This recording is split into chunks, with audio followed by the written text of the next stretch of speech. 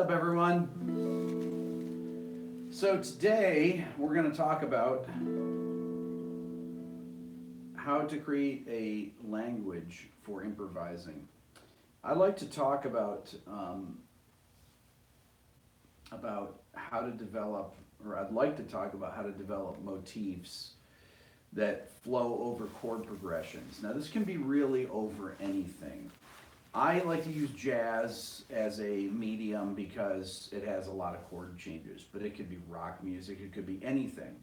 So the idea of improvisation is the same thing as writing in real time, as composing in real time. So if you're writing a pop song, you're going to be using the same principles. But when you're playing over more complex chord progressions, you have to actually have a language that you speak. You cannot just start improvising and think that you're going to play the right stuff. Otherwise, you're just simply running scales. Now, one of the problems with playing over chord changes that move really quickly, like, something that would have 2 chords per bar, okay? So if I have this chord to this chord, that'd be a minor 2-5-1 to D minor. E minor 7 flat 5 to A7 altered to D minor 7. Could be D Dorian or something like that, or D Aeolian, right? When you have these things going by very quickly in jazz, especially minor 2-5-1s, that always trips up people. You want to be able to play ideas that sound like the chord changes are flowing from one to the next. If I played a line like this. Now that idea right there, you don't even have to wonder if you have a decent enough ear where I started. 3, 4.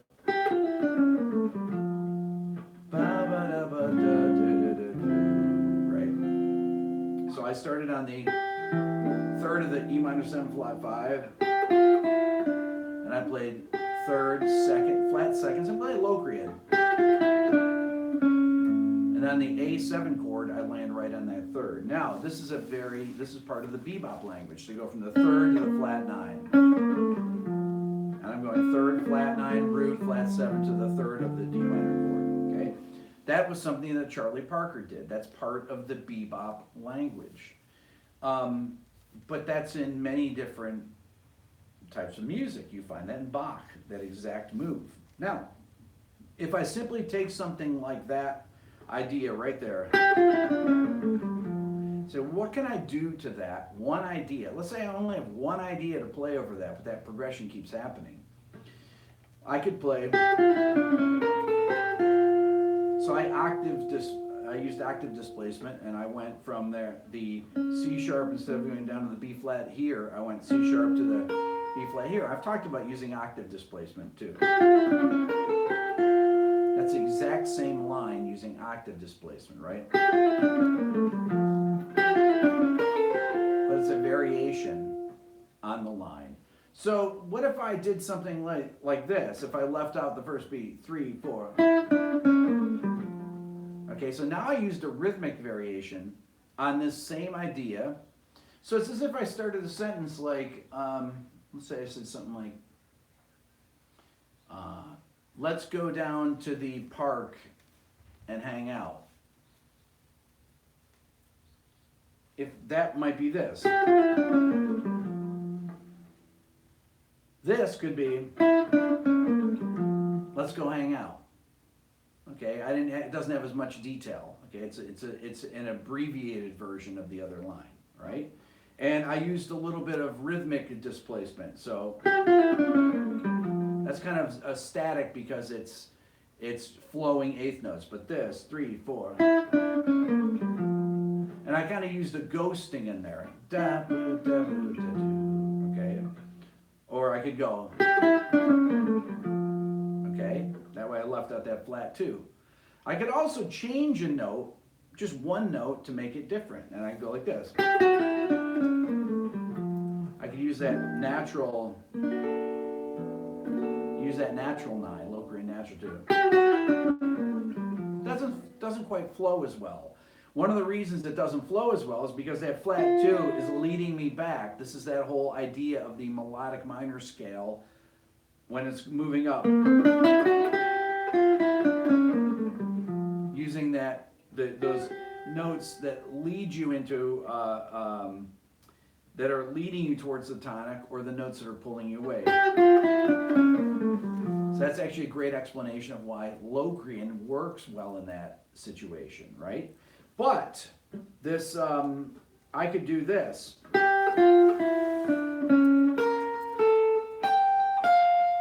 Okay, so there, instead of going, I did there.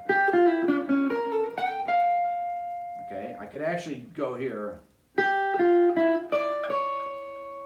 Right, so that time, instead of going, I went.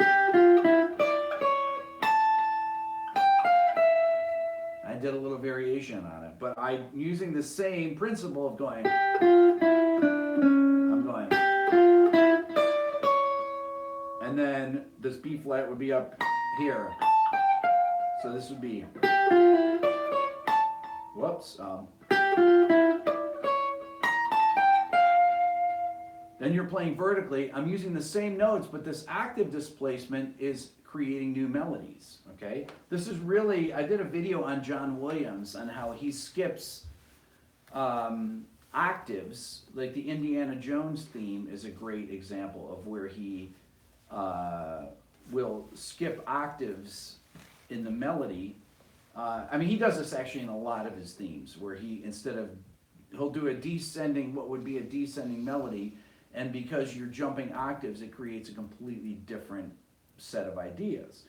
But taking the same, principle here, so I'm playing this just in this one position here. What if I played up here? Okay, now that is the exact same line, but I'm playing it in a different spot, and it has a different vibe to it because this note and this note,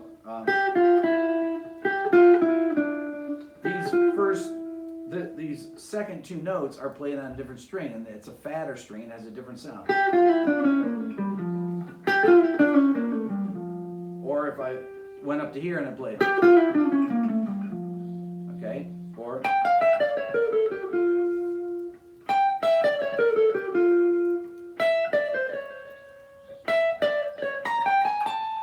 right?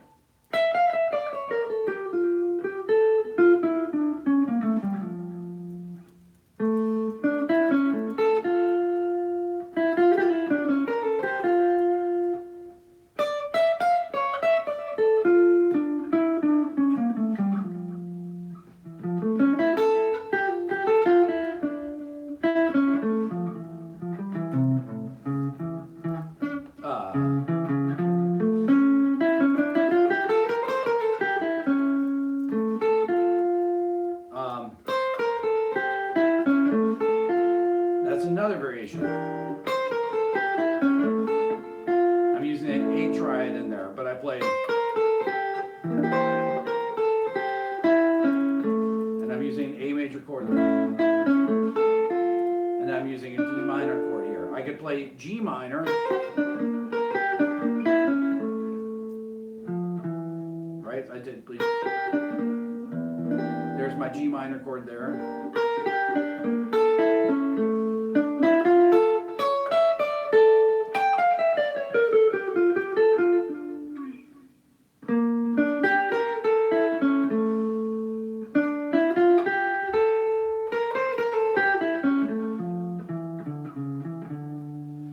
So this idea of language is really how you break up sentences. You learn lines that flow over certain chord progressions, and you keep increasing your vocabulary.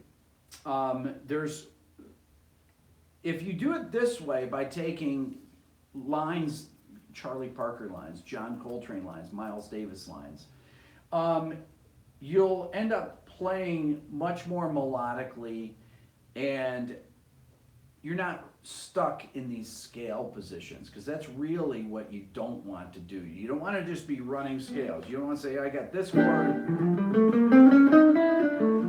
Well, that actually worked okay, actually. I played up E, Locrian, and I change right to A dominant diminished.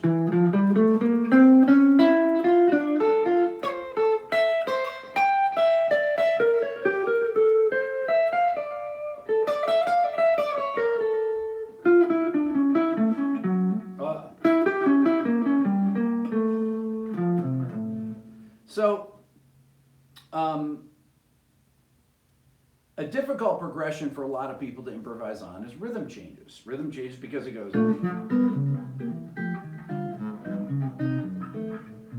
So that is a 1-6-2-5, 3-6-2-5. 1 6 2 5 3 6 2 5.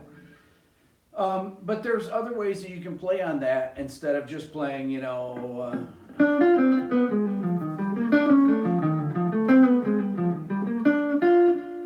so right there I played.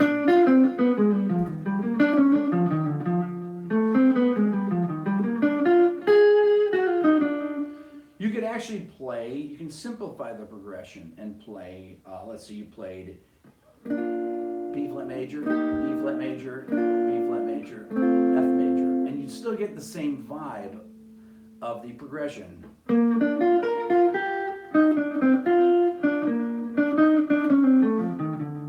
Whoa. Okay, so there I played B flat major.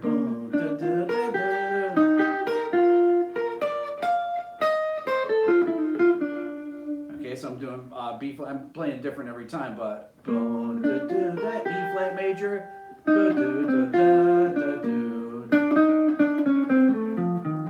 So this is an F7 chord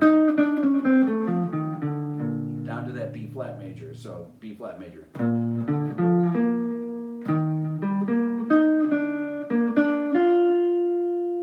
So there's B flat, E flat, B flat, F major,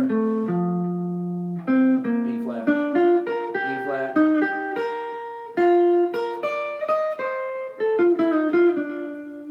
Right there, just playing simple melodies like that over rhythm changes, it just by simplifying the chord progression, going 1 4 1 5 1 4 1 5 will sound great, even if it's a super fast tempo. It will allow you to play things that are really melodic, and it actually makes it more fun to play on it, right? So if I'm playing.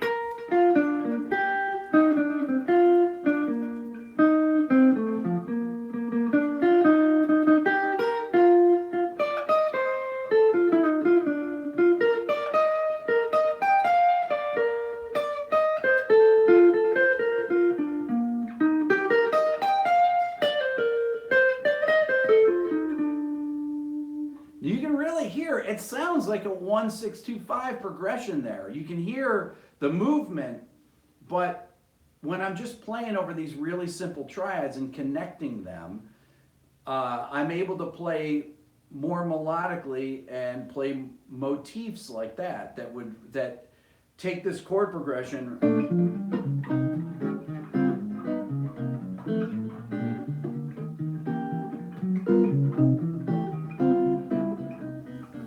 You got that, and you're thinking, oh, what do I play over all that stuff?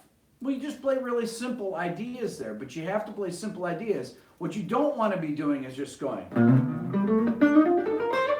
I mean, that's not going to get you anywhere. It's just going to sound like a bunch of mumbo jumbo, because in all likelihood, you're not going to be playing chord tones on strong beats and non-chord tones on weak beats. Now, there is this theory out there that's not really a theory, that if you play with really great feel, and I'm going to do a whole video on feel, that you can pretty much play, it's not a theory, it's a fact. You can pretty much play anything and it will sound good, okay? There's a great, I mean, you think of this, there's a video with Jerry Bergonzi on YouTube. He's a great saxophonist from Boston, and he kind of just demonstrates how he would just play anything over a D minor chord. And he plays with such good feel that he will play what he says are all the wrong notes, but he ends up in a normal phrase, like after 4 bars of playing wrong notes, we'll end up on a right note on one of the chord tones, and it sounds great. But if you have great time, you can pretty much play anything. But it helps if you can play the right things at the right time. So the question is, how do you actually practice doing that? Well, you practice. I mean, typically people learn their vocabulary, like I was doing, by taking small progressions, 1, 6, 2, 5. If I'm playing G major 7, E7, A minor 7, D7, G major 7. That's a very common chord progression. And I practice, you can practice either arpeggiating, and then I'm on E7, and then I'm at A minor 7.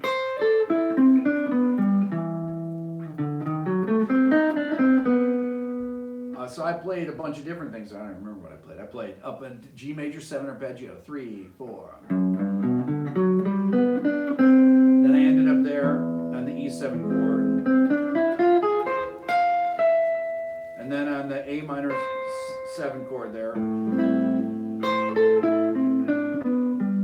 I played A minor, and then I played E minor 7, which are both. And then on the D7 chord, I played a D, an E flat diminished chord, but I started on the D.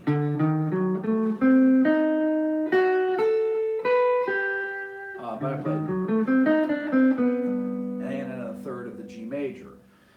Or I could play what I call connect the scales. And what you do is you play up, you start on a strong chord tone, and then you go to the closest available note, preferably a chord tone, on the next scale. Okay, so I played. Here's my E7 chord, and I played an E altered dominant there.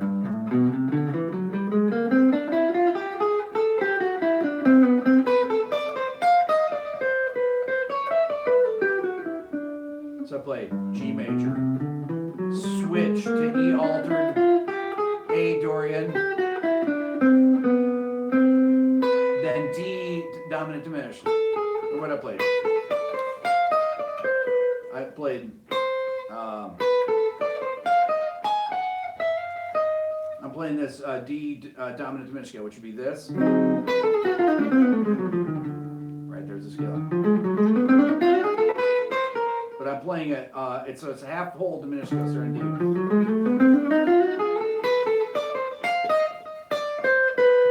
And he ended on the third of the G major 7 chord, okay? That is connecting the scales. I could play a descending. I could start up here. But if I did that, that's kind of weak. I started on the 5th, but ending on the next beat, that root there is kind of weak. So I could go, or so I took out a couple of the scale notes and made it more of a G major 7 arpeggio. There's my major 7. Then I go to the flat 9 on the E7. Now I'm on my A minor 7. And then I'm on my D7 chord.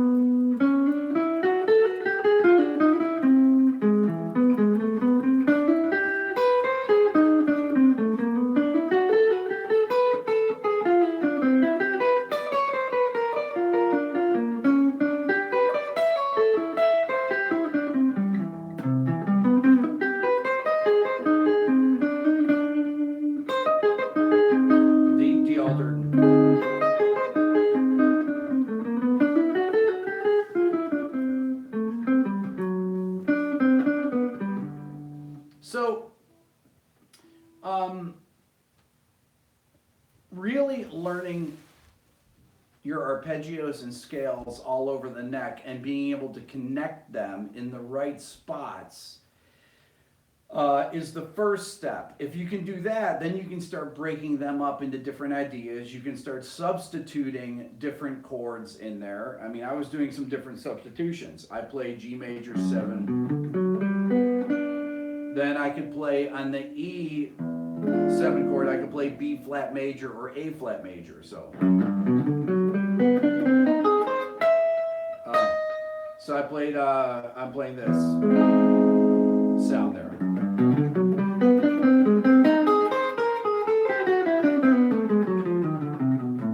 So I play G major 7. There's my, I'm thinking A flat major, I'm seeing that shape. And then here's my A minor 7.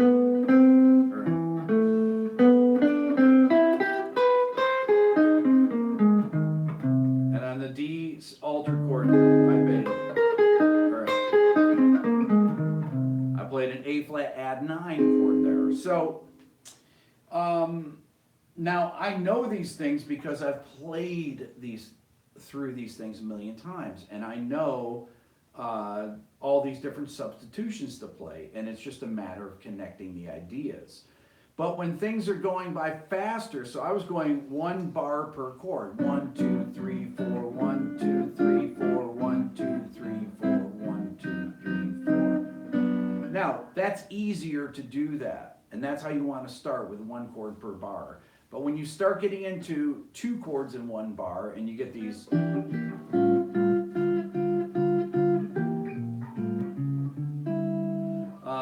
that's where you need to rely on worked out ideas at first. At first you work out ideas, and then you learn to take those worked out ideas and then turn them into your own motifs, if that makes sense. Questions? Any questions, Carol? Nothing yet.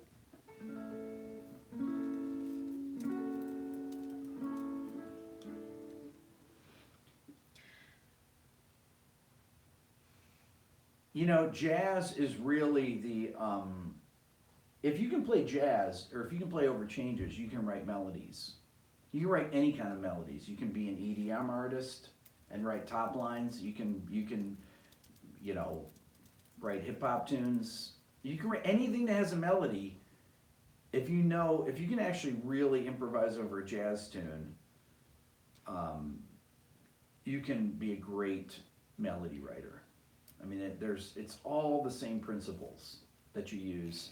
Anytime I'm thinking of a part, when I was a producer, and I would say, what are the chords of this song? Oh, I got 1 4 6 5 again. Okay, so if I'm in G, I'm like, okay, well, I've got G major. So what are my possibilities? Let's say I want to do a guitar part, right? Maybe some type of picking part or something. Right, so I think I got a G major chord there, I've got a G major chord there, G. So knowing the neck is going to influence kind of what I would play on that. I might play something like this. I'm thinking like I've got G. Then I've got a C major chord after. I say, well, what can I do to C major chord that's near there that would sound cool?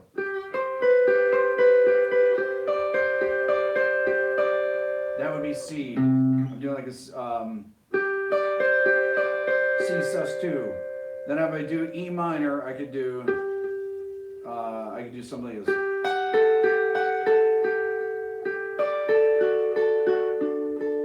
So I'm thinking here I've got G major, but I'm putting a little tension note on there.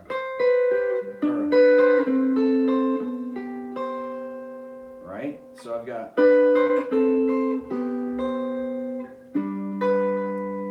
then I've got C major, I've got here.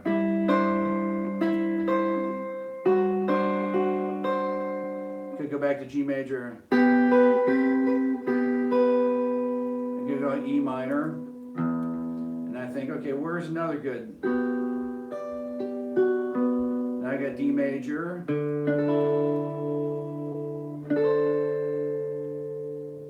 And so I'm seeing these chord shapes here. I'm seeing what I would improvise, but played as a static chord. If I got G major, I got the G add 9 sound there. So I might play a sound like that, the G sus2. Or I could play G add 9 as a static chord for a background part, if that makes sense. You know, if you got an F major chord, instead of just playing straight F major, F sus2 is a great substitute for it, okay? Well, it's also a great substitute if you're, it's a great substitute for your linear playing as well. Okay, that's a nice sound there. So I'm playing third, root, third, or what I do? Third, root, ninth, fifth, root, ninth, fifth, and then add the third there.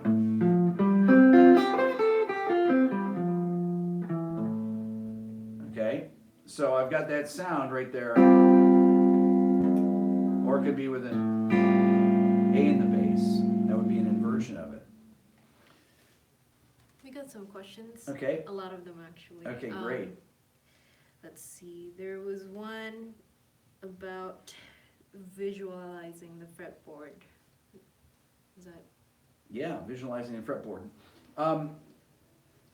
Visualizing the fretboard is really important. I'm playing a guitar here. I have a couple of guitars that don't have fret markers, so I love playing this guitar too because it's easy to play. It doesn't kill my hands, but visualizing the fretboard. These dots are really important here. They tell you where you are. Sometimes you play on the dots and sometimes you play in between the dots.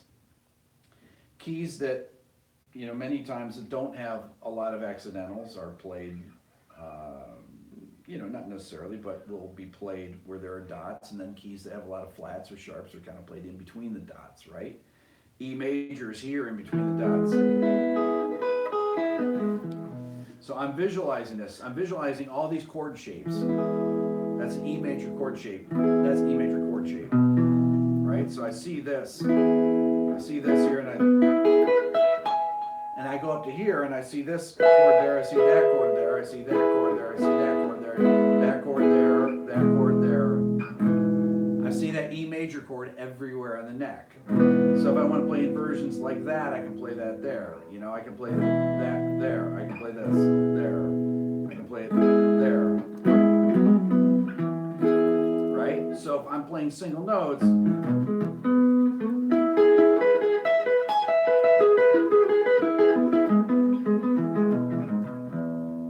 okay, I see that E major chord. I see all the forms of it in every single position. I see it there, there, there, there, there, and then I see it on the inner strings, right? I see it there, I see it there, there, there, there, right? And then I can see it on the lower strings there.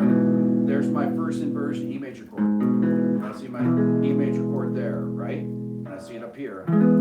So all those.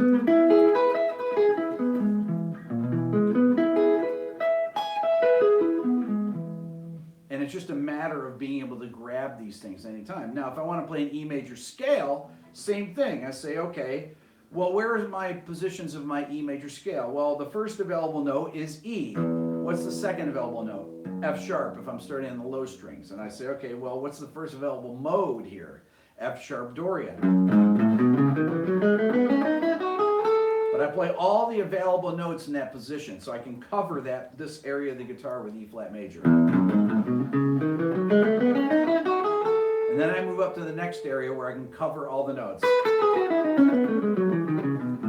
Then I move up to the next area where I cover all the notes of E major, which is B mixolydian. Then I move up to here. Then I'm up here.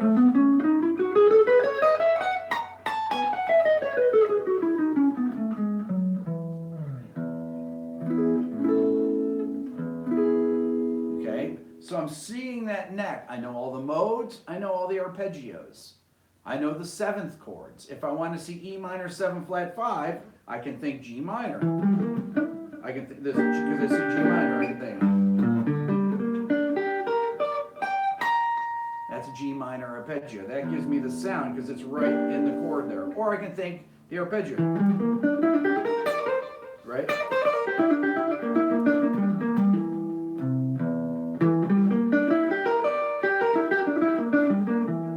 There's the sound there. There's the arpeggio there. Knowing where all those notes are everywhere for every chord is really the key to mastering your instrument. On any instrument, really. Guitar is actually harder. It's harder than the piano. On the piano, all the fingerings are basically the same for every chord shape. You know, you've got your if you've got one black note, like in D major, and A major, and E major, you're going to have particular fingerings on it. So if you have all white notes, C major, F major, G major, A minor, right? These are all white note, D minor, all white note fingerings. Okay, then some chords have 2 black notes, like A flat major, E flat major. This is on the piano. And it's just knowing these things. And then those will have a certain grouping of fingerings. Now, certain chords are, you know, one black note chords would be B flat major, right? But that's a little bit different because the way that falls, it's a little different. E, A, and D are very similar. But just having that knowledge from practicing this stuff is really, really important, and it helps you visualize your instrument. If you're playing a saxophone, no problem. You have some alternate fingers. You're playing an oboe, yeah, you have alternate fingerings for F. You have 3 different fingerings for F. If it's in a line between D and F, you're going to play it one way. If it's fast, you might play a way where you use a different fingering because the tuning is going to be weird. But if you want to be in tune and you're going to hold on the F, you're going to use a different fingering on the oboe. So every instrument kind of has their own idiosyncrasies with that. Guitar is way harder than some because you can play the same thing in so many places. So it takes a long time to master. But the way you master it is by taking these things apart, by getting my Beato book and going through it page by page and learning these things. Right, Carol? Right. Next question. Next questions. In regards to improvisation, Yep. what helps in knowing where you are and knowing where you want to go? Like when you're improvising. Improvising? What helps? And also, like, are you always? I mean, I guess it goes with practice, but like, what helps in like to get out of like thinking of every chord and like what to play in every chord of the progression during this improvisation. Well, sometimes you can think, well, you want to be thinking about the chord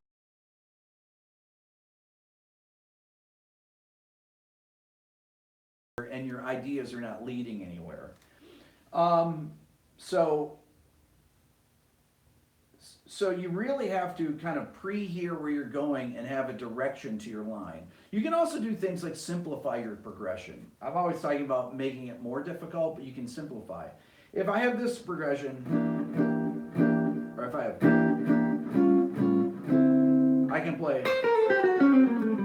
I can think of A7.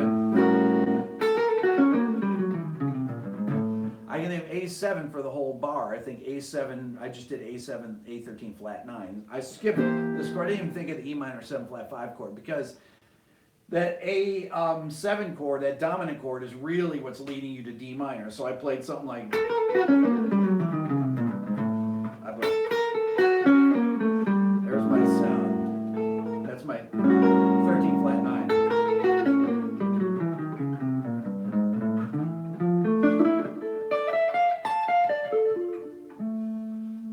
So I just skipped it. I could play alter dominant. Played.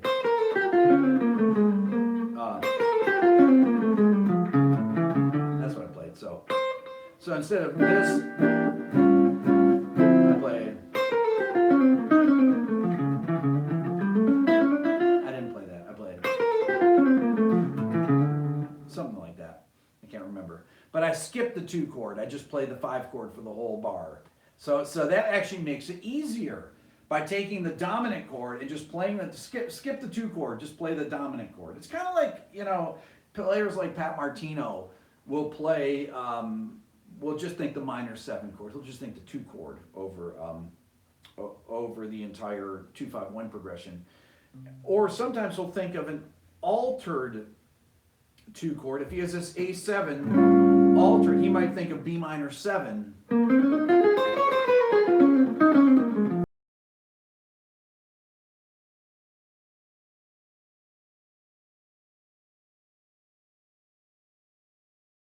And this A altered chord is a B flat minor. So, right?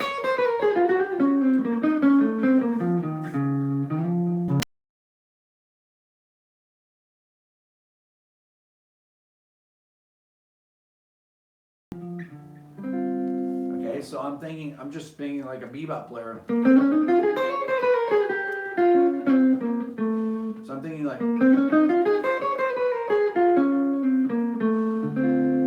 so that whole A altered, I'm thinking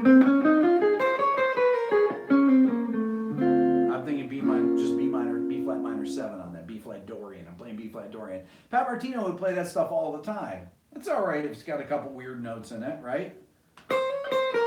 Those are all good.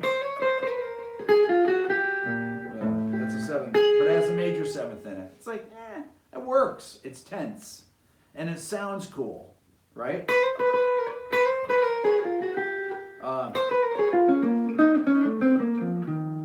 So it's all this, it's that sound, but you're hearing it over this. It's a great sound, right? It's almost, it sounds like this, right? Hardly sounds any different.